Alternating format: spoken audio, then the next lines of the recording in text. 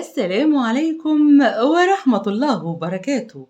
حبايبي، أحلى متابعين في الدنيا، كل عام وحضراتكم طيبين، كل عام وحضراتكم بألف خير. على سبيل السعادة، حبيت النهاردة في ليلة النصف من شعبان إني أعلن عن اسم صاحبة الحظ السعيد اللي فازت معانا المرة دي في المسابقة بتاعتنا. بس قبل ما أعلن عن اسم صاحبة الحظ السعيد، عايزة أفكركم بالسؤال. السؤال قد كده كان سهل.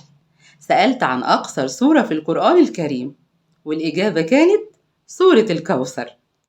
الحقيقة جاتني أكتر من إجابة، وده خلاني أعمل سحب كده واختار منه بشكل عشوائي صاحبة الحظ السعيد اللي هتفوز معانا بالإسدال القمر.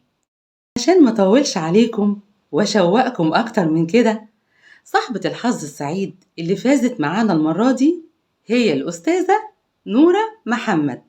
الأستاذة نورة محمد، ألف مبروك حبيبتي، تتهني يا رب بيه. أتمنى من الأستاذة نورة إنها تتواصل معايا علشان على خير تستلم جايزتها. مرة تانية ألف مبروك. وعلشان وزي ما انتوا عارفين عني إني بحب موضوع المسابقات ده، جهزت لكم مسابقة على خير هتبقى في الشهر الفضيل. اللهم بلغنا شهر رمضان لا فاقدين ولا مفقودين بإذن الله. والجايزة هتكون مفاجأة، بس لأنكم متابعيني وصحابي وحبايبي هقول لكم كده يعني عن نبذة عن الموضوع.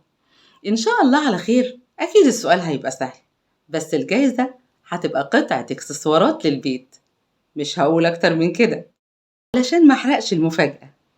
حبايبي، كل عام وحضراتكم طيبين، كل عام وحضراتكم بألف خير. ده كان فيديو النهاردة، بتمنى من قلبي إنه يعجبكم. يا ريت لو عجبكم ما تبخلوش عليا بلايكاتكم الحلوة، بشير للفيديو علشان على خير اللي حابب يدخل المسابقة الجديدة يعرف. حبايب قلبي، بتسعدوني باشتراككم في القناة، بتنوروني وبتكبروا عيلتنا. كل عام وحضراتكم طيبين، كل عام وحضراتكم في قناتي، قناتكم في المطبخ مع سنة منورين. بجد بحبكم. استنوني دايما في المطبخ مع سنة. السلام عليكم.